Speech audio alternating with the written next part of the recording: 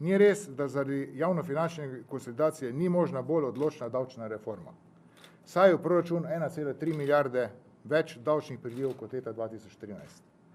Reformo potrebujemo zaradi višje kupne moči, višjih neto plač za večino državljanov, ne pa samo za del državljanov.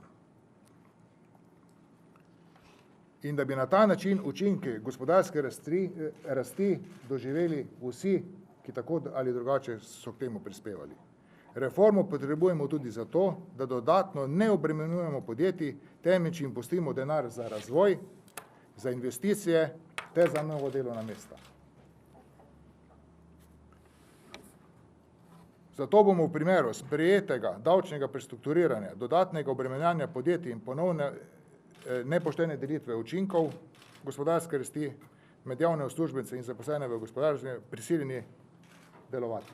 Na Obrtno-podjetniški zbornici Slovenije vse skozi nasprotujemo, se pravi, prestrukturiranju ali mini davčni reformi, vse skozi. Zakaj? Ker ta mini davčna reforma ali prestrukturiranje pa resnično ne prenaša nič malemu gospodarstvu, samostojnim podjetnikom, mikro in malim podjetjem. Apeliramo na vlado, na ministrico za finance, gospo Vraničar Erman, da še enkrat pregledajo, če je to smiselno, seveda pa tako kot na sindikalni strani imamo tudi na delodajalski strani tudi vzvode, da lahko se tudi mi zoperstavimo tej mini davčni reformi ali prestrukturiranju, kakor se že imenuje. Kot je bilo že poudarjeno in ni za spregledati, je, da so danes tukaj vse gospodarske delodajalske asociacije, ki imajo enotno stališče.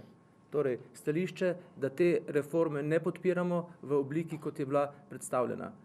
V imenu Združenja delodajalcev lahko dodatno povem še to, da vsekakor smo za reforme, ki bi pomenile izboljšanje poslovnega konkurenčnega okolja za slovenska podjetja, vendar ne na račun delodajalcev, ne na račun gospodarstva ponovno.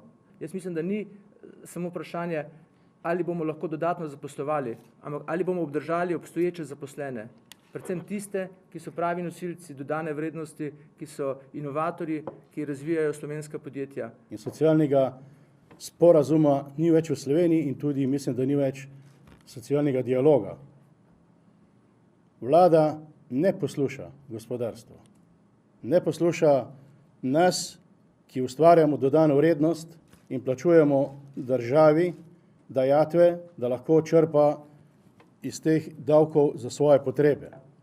In prvič je to v zgodovini Slovenije, da smo tako enotni na vseh področjih gospodarstva, da enotno nastopamo. In tudi v bodoče bomo nastopali enotno. Konec je drobtinic, začeli bomo imati cele kose in tudi dajati, da bo naša družba lahko enkrat zaživela, da bo naši ljudje imeli dostojne plače, mi, da bomo lahko vlagali v investicije in razvoj naše dežele. Živimo v eni iluziji, da bomo nekaj dobili, kar naj bi bilo dobro. Za koga pa? Kdo se je v gospodarstvu vprašal, kaj je bilo pa nam zamrznjeno? Nam so bili zamrznjeni 15% davek na dobiček. Namesto tega imamo 19%, torej gre za 4% razlike.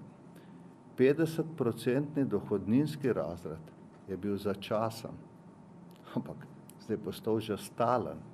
Normalni pogoji niso pač neke spremembe v Sloveniji, ki se dogajajo zato, da mi polnimo tiste, ki vzamejo, tako kot je bilo rečeno, piščalko in piskajo, ampak ne pozabimo, ulica je za vse enaka.